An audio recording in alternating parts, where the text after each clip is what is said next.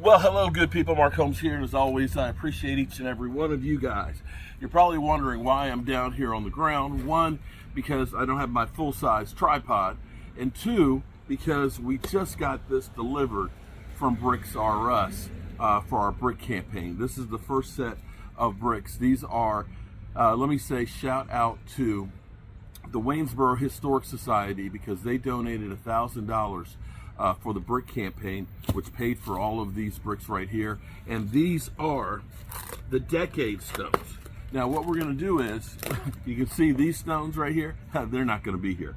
We're going to dig this all out and we're going to actually make a brick walkway that is going to be a timeline of the history of Waynesboro, the history of the house, and history of America. I'm very, very proud of being able to save this piece of history. And it's fitting that these came today. Sometimes things, how they work out, are crazy. Because tonight, I have to go to the city council meeting. They are supposed to honor us for saving this house. And I have an ask actually for the city, because the purpose of us doing this brick walkway is, one, there's been so many incredible people that have been instrumental in the history of this house as well as the city of Waynesboro, that I don't want those people forgotten. And second, this gives an opportunity for people to be part of helping to save this place, because the proceeds that we get from doing this walkway is going to go to helping us get the house registered. So we have right now, I believe, about 12 people who have bought a brick and have gotten it customized to be part of this, and it's still open for others to be able to do this as well. And the third reason is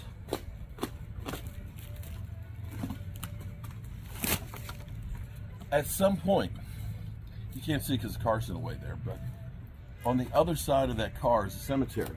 It's the old Presbyterian cemetery that dates back to the 1700s, like 1780, I believe it is. Mary Bush is buried over there. And Mary Bush sold the land to William Brown, who was a War of 1812 veteran, to build this house. Oh. Wow.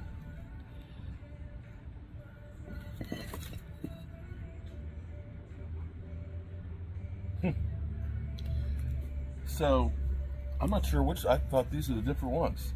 This one, the lot was subdivided in 1891 for William and his wife, Mary, carpenter, who built another home.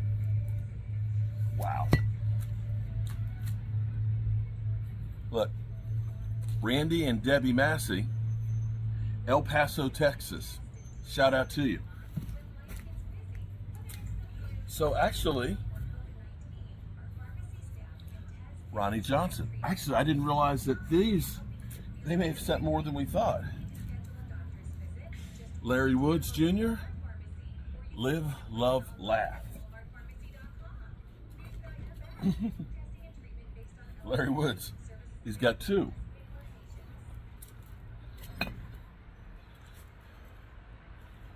Rex and Angel.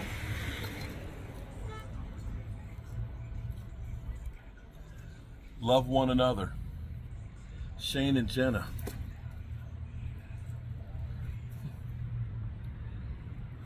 Larry's got a couple of them in here. Shout out to Larry. Yeah.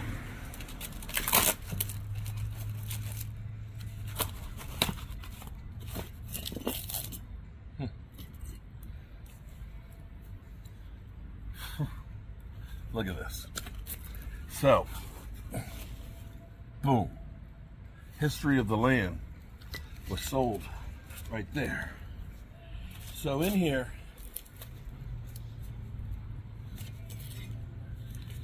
In 1834, Waynesboro had 70 houses. Look at this. I need to bring the camera closer. Boom. So this is going to be a living history of everything that has happened with the red brick house. And look at this. Boom. That's history. Brown built the red brick house, possibly the city's first school, and sells the property to John Taylor.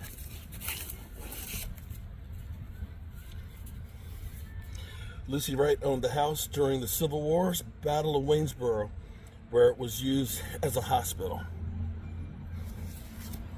Wow. Here they are. Woohoo! So all of these are the people who have owned the house.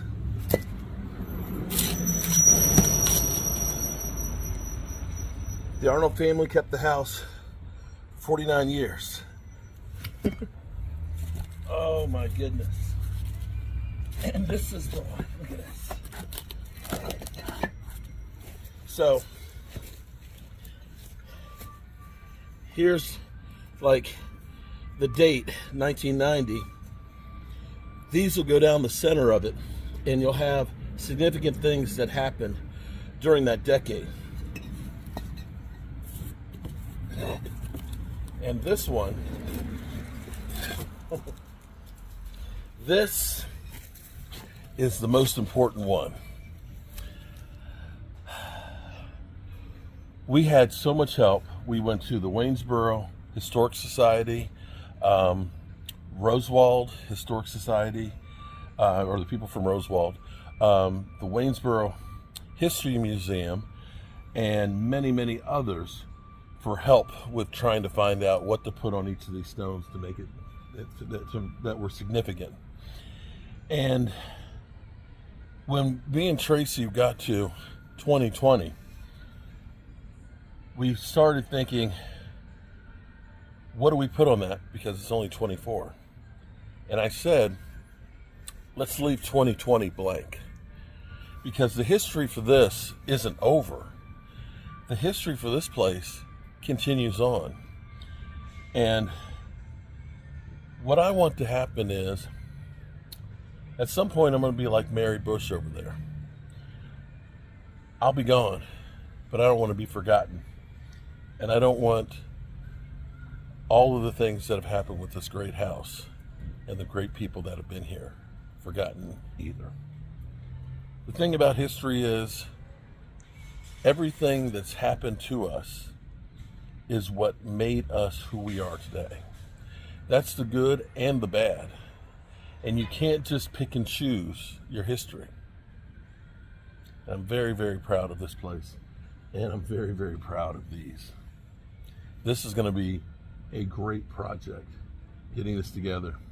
So Rex and Angela and Randy and Debbie and Ronnie Johnson and Larry Woods and Shane and Jana, Waynesboro Historic Society, City of Waynesboro, thank all of you for being part of the history of the Red Brick House. Have a good one.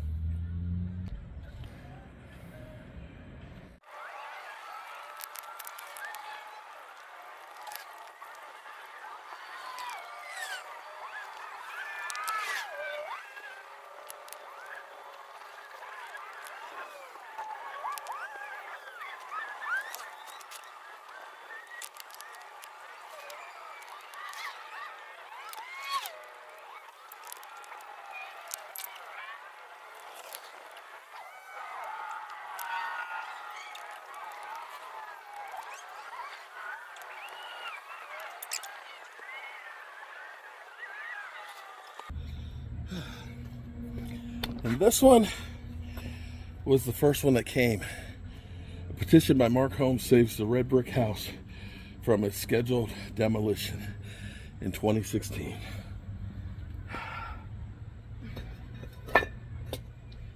there we have it. The next set of bricks will be the history of Waynesboro. And I want to show you guys. So we have people who have donated, and we have those right there. This whole walkway will be 6 foot by 20 foot long. So we do have space. I don't like asking for people for help, but this is, for this house, to me, a great cause, and it's permanence. Because if you donate to the Red Brick House, you're helping to ensure that the people who were here and this house and our history will forever be remembered. And you have a chance to also be there.